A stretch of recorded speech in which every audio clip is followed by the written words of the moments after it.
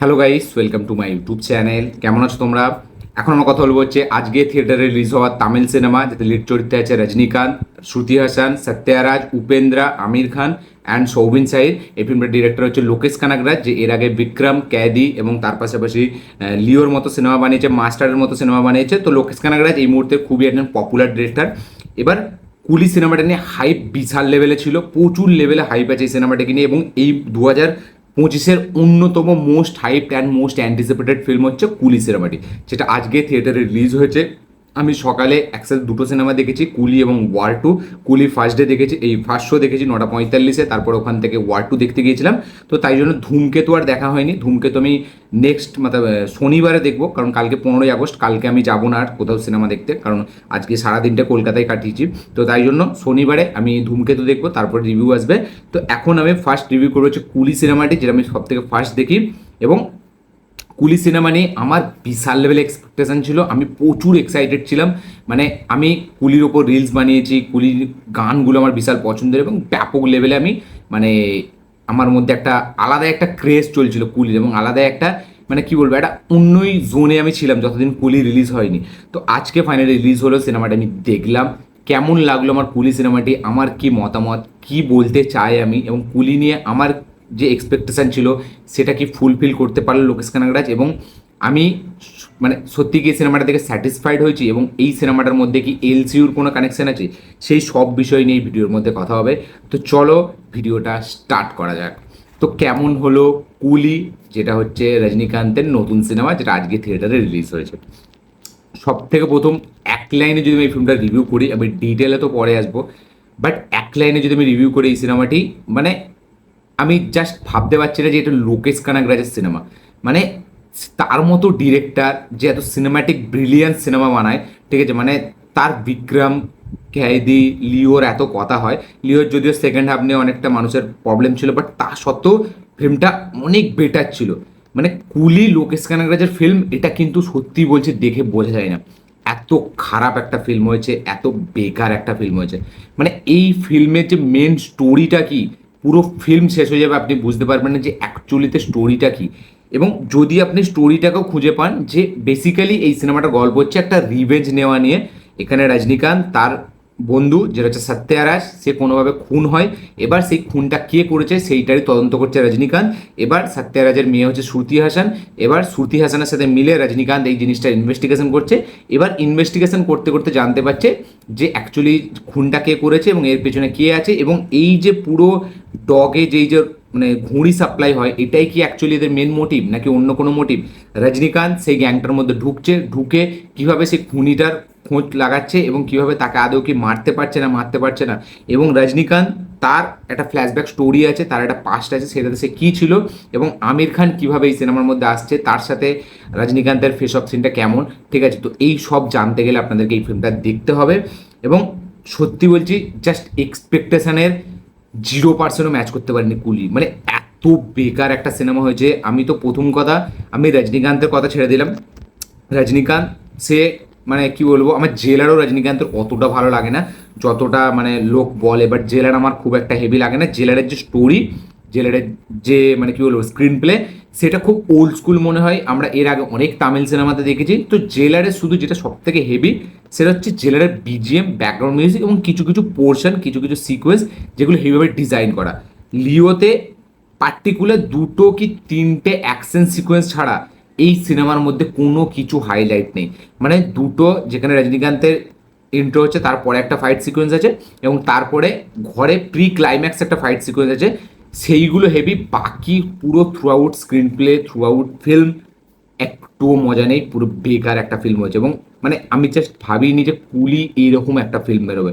এটা কোনো দিক থেকে আমি বলবো না এটা লোকেশ কানাগরাজের ফিল্ম। মানে সে কীভাবে যে এই ফিল্মটাকে বানিয়েছে, কীভাবে সেই রাইটিংয়ের ওপর মানে এ করলে, সে নিজেই মনে হয় রাইটার এই ফিল্মটার। কারণ written and directed by Lokesh Kanagaraj মনে হচ্ছে। আজ আমি শিওর বলতে পারছি না, আমি রাইটিংটা দেখবো কে করেছে, বাট এই ফিল্মটা জাস্ট নেওয়া যাবে না। মানে আমি সত্যি বলছি, আমি এই ফিল্মটার পরে ওয়ার টু দেখেছি বলেই হয়তো আমি তবুই আজকের দিনটা একটু ভালো লাগছে আমার। না হলে আমি যেই দুটো সিনেমার জন্য এতদিন ওয়েট করেছিলাম, মোস্ট হাইপড একটা ফিল্ম, যেটা নিয়ে আমি বিশাল লেভেল এক্সাইটেড ছিল। দুটো ফিল্মের প্রতি আমার আলাদা একটা রেসপেক্ট আছে, দুটোর জন্যই কিন্তু আমি চিয়ার্স করেছি যে দুটো ফিল্মই যেন বক্স অফিসে ধোঁয়াদার কালেকশন করে। কারণ একদিকে ঋত্বিক এনটিআর আছে, যেটা আমার খুবই পছন্দের স্টার, তার পাশাপাশি রজনীকান্তের মতো স্টার আছে, এবং ডিরেক্টর যখন লোকেশ কানাগরাজ, তখন এক্সাইটমেন্ট আকাশ ছোঁয়া থাকে। বাট এই ফিল্মটা যখন মেন প্লটে আসছে, ফার্স্ট যখন ফিল্মটা স্টার্ট হচ্ছে, মেন প্লটে আসছে, ইনভেস্টিগেশনটা চালু হচ্ছে, আমি ভাবছিলাম যে লাস্টে আমি এমন কিছু দেখতে পাবো যে সারপ্রাইজিং কিছু, যেটা আমাকে উড়িয়ে দেবে। এবং আমি তো একটা সময় পর্যন্ত এটাও ভাবছিলাম যে লাস্টে হয়তো এটা এলসিউর পার্ট আমরা দেখতে পাবো, যেটা লোকেশ কানাগরাজ এখনো পর্যন্ত বলেনি বা কোথাও স্টেটমেন্ট দেয়নি, এটা হয়তো একটা সারপ্রাইজ। বাট এই ফিল্মটা যত যায়, যত এগোই, আমি তাও ফার্স্ট হাফ পর্যন্ত আমি ভাবছিলাম যে না, ফার্স্ট হাফে যেভাবে ইন্টারভেলটা আসে, আমি ভাবলাম সেকেন্ড হাফে ফিল্মটা জমে ক্ষীর হয়ে যাবে। বাট পুরো ফিল্মটা শেষ হয় এবং আমি জাস্ট ভাবলাম যে ফিল্মটা আমি যে দেখতে বসছিলাম, ফিল্মটার মধ্যে কী আছে, মানে প্লটে তো কিছু নেই, স্টোরিতে কিচ্ছু নতুন নেই, এবং এর যে এক্সিকিউশন, যে স্টোরি টেলিংয়ের যে আইডিয়া, যে ন্যারেটিভ, সেইগুলো এতটা সিম্পল, এতটা নর্মাল, এবং কোনো জিনিসই খাপে খাপ বসেনি এখানে। আমি যেটার জন্য সব থেকে বেশি কুলি দেখার জন্য এক্সাইটেড ছিলাম, সেটা হচ্ছে নাগার্জুন সাইমনের ক্যারেক্টারটা। কারণ আমি ভেবেছিলাম যে আবার একটা রোলেক্স টাইপের ক্যারেক্টার আমরা দেখতে পাবো, বাট এইখানে তাকে যেই হিসাবে দেখানো হয়েছে, তার যেই হিসাবে অরাটাকে এখানে বলা হচ্ছে, তাকে কিন্তু দেখলে সেরকম মনেই হয় না। এবং নাগার্জুনের ক্যারেক্টারটা লাস্টের দিকে পুরো ওয়েস্ট, তাকে মানে তার সে এখানে এক তো তাকে বেশি স্ক্রিন টাইম দেওয়া হয়নি, তার এখন সেরকম কোনো স্পেস নেই। একটা সিন আছে যেখানে একটা ক্যারেক্টারকে এসে মারবে, ওই সিনটা বাদ দিয়ে নাগার্জুনের যে কটা পোর্শন আছে আমার জন্য একদম ওয়ার্ক করেনি। তাকে দেখে, তার ব্যাপারে শুনে যতটা হেভি ডেঞ্জারাস তাকে মনে হচ্ছে, তাকে দেখলে বা সে যে তার যে ডাবিং যেভাবে করানো হয়েছে, সেই ক্যারেক্টারটার মধ্যে কোনো যেন মনে হয় জান নেই। এবং সে যখন মদ খেয়ে নাচে, সেই ক্যারেক্টারটা মানে আরও খিল্লির পাত্র হয়ে যায় এবং আরও বেকার হয়ে যায়।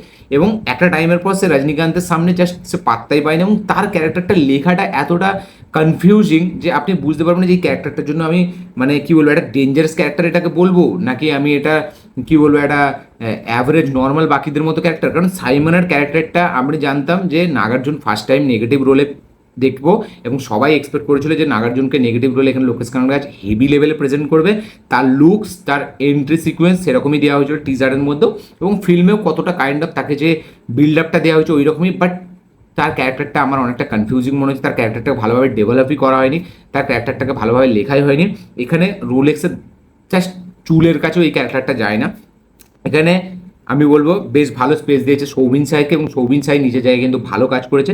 তার ক্যারেক্টারটা যদিও একটা টাইমের পর মানে বিলিভ করা যায় না যে তাকে মানে অত মারার পরেও সে কোনোভাবে কীভাবে বেঁচে গেল, এবং তার ক্যারেক্টারটার যে জিনিসগুলো অ্যাক্টিভিটিসগুলো যেগুলো লাস্টে করে, সেইগুলো মানে স্ক্রিন প্লের সাথে কোথাও গিয়ে আমার মনে হয় যায় না, ফিট বসে না। মানে একটা ক্যারেক্টার যাকে এরকমভাবে ছেড়ে দেওয়া হলো, সেই একটা টাইমের পরে এ করছে, এবং সে কেন করছে সেটা কোনো স্ট্রং মোটিভ নেই। একটা টাইমের পর আমরা দেখতে পাচ্ছি সে একজনের কাছে কনফেস করছে যে আমি তোমার নমক খেয়েছি, তোমার এ করবো না, আবার তার ছেলেকেই মেরে দিচ্ছে। তো আমার পুরো ফিল্মটা স্ক্রিন প্লে না একটা কনফিউজিং স্ক্রিন প্লে আমার মনে হয়েছে। কোনো জিনিস সঠিক কোনো এক্সাম্পল সেট করেনি, সঠিক কোনো পে অফ নেই, এবং মানে শুধু একটা কাইন্ড অফ ওই বাসার রেফারেন্স, ঠিক আছে, বা রজনীকান্তের পুরনো যেসব সিনেমা, তো সেই মানে বিক্রমের একটা টেমপ্লেট এখানে ফলো করা, যে ঘোস্ট বলে একজন ছিল বিক্রমে, যেটা গায়েব ছিল অনেক দিন, সে আবার আসছে। এইখানেও কাইন্ড অফ সেরকমই একটা টাচ দেওয়ার চেষ্টা করে যে রজনীকান্তকে যে একটা টাইমে কুলি ছিল, তার একটা আলাদা অরা ছিল, সেই অরাটাকে সবাই ভয় পায় যারা যারা জানে। তো সেইগুলো দিয়ে ঠিক আছে একটা শুধুই বেওয়াজা মিউজিক ক্রিয়েট করে একটা বিল্ড আপ দেওয়ার চেষ্টা, যেটা আমার পুরো জেলারের ইন্সপিরেশন মনে হলো। জেলার থেকে হুবাহু মানে অনেকটা ইন্সপিরেশন নিয়েছে লোকেশ কানাগরাজ যেখানে, কারণ সে দেখেছে যে জেলারে রজনীকান্ত কিছু না করে, কিছু অ্যাকশন না করে, শুধু মিউজিকের মাধ্যম দিয়ে নেলসন কিছু কিছু সিন এমন ডিজাইন করে দিয়েছিল যে মিউজিকটা যখন চলছে সিনগুলোকে হেভি এলিভেট করে দিচ্ছে। তো সেরকম কাইন্ড অফ কিছু মানে সিনস এখানে লোকেশ কানাগরাজ রিক্রিয়েট করার চেষ্টা করেছে, যে মিউজিকের মাধ্যম দিয়ে সে কিছু করবে। এবং জেলারের অনেকটা টেমপ্লেট এখানে ইউজ করা হয়েছে, অনেকটা স্টোরি টেলিং এখানে ইউজ করা হয়েছে। আপনি যদি দেখেন সেই তার ছেলেকে বাঁচানোর যে জার্নি, এখানেও তার মেয়েকে বাঁচানোর জার্নি, ছেলের বাঁচানোর সময়তেও কিছু টুইস্ট অ্যান্ড টার্নস চলে আসছে, এখান থেকেও মাদাত করে দিচ্ছে, ওখান থেকেও সাহায্য করে দিচ্ছে, এইখানেও এখান থেকেও সাহায্য করে দিচ্ছে, এইখানে কোনো একটা গ্রুপ রাখা আছে। তো জেলারের অনেক ইন্সপিরেশন আমি দেখতে পেলাম। বিক্রমের ওই টাচটা আমি দেখতে পেলাম, যে ব্যাকগ্রাউন্ডে ফ্ল্যাশব্যাকে কোনো আইকনিক সিনেমার রেফারেন্স এখানে দিয়ে চালানোর। নেক্সট আমির খান, মানে তাকে এখানে সবাই ভেবেছিল যে রোলেক্সে যেরকম একটা ক্যামিও ছিল, আমির খানকে হয়তো আমরা এমনভাবে দেখবো যে আমির খানকে এইভাবে কেউ দেখেনি। বাট আমি বলবো দেখেনি, ভালো করেছিল। এইভাবে আমির খানকে নিয়ে কোনোভাবে এই ফিল্মটার মধ্যে তাকে আনা, তাকে ইউজ করা পুরো ওয়েস্ট অফ টাইম। এবং মানে এটার আমির খানের কোনো ইম্প্যাক্টটা পড়েই নেই সিনেমাটার মধ্যে। মানে পোস্ট ক্রেডিট সিনে আমরা যেটা পোস্ট ক্রেডিট, সরি বলছি, ভুল বলছি, ক্লাইম্যাক্স আমরা যে জিনিসটা দেখতে পাই সেটা কোনো স্ট্রং ইম্প্যাক্টই পড়ে না। মানে জাস্ট আমির খানকে নিয়ে ট্যাটু ফ্যাটু বানিয়ে, ফিজিক্স একটু বানিয়ে ব্যাস তাকে প্রেজেন্ট করে দিচ্ছে, সেও প্রেজেন্ট হয়ে গেছে। আমির খান এখানে খিল্লির পাত্র হয়ে যায় লাস্টে আমির খানের সামনে।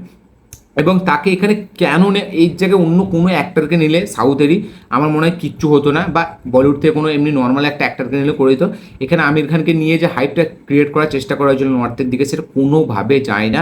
ফিল্মটা এতটা খারাপ হবে, এতটা জঘন্য, বোরিং, এতটা বেকার একটা ফিল্ম হবে আমি জাস্ট আশা করিনি। মানে এই ফিল্মটা নিয়ে বলার মতো অনেক কিছু আছে নেগেটিভ জিনিস। আমি শুধু রজনীকান্তকে বলবো, সেই একমাত্র ভালো কাজ এখানে করছে, বাকি এখানে কারোর কাজ এখানে আমার ভালো লাগেনি। রজনীকান্ত আর সৌবিন সাহিদ ছাড়া এই ফিল্মে কারোর কথা আপনার মনে থাকবে না। এবং ওই যে সৌবিন সাহিদ যে ওয়াইফের চরিত্রটা প্লে করেছে, সে একটা সিকোয়েন্স তাকে যেভাবে দিয়েছে, টুইস্টের কাজ করিয়েছে, সেখানে তার স্ক্রিন প্রেজেন্স ভালো, বাকি ওভারঅল তার ক্যারেক্টারটা করার মতো এত কিছু ছিল না।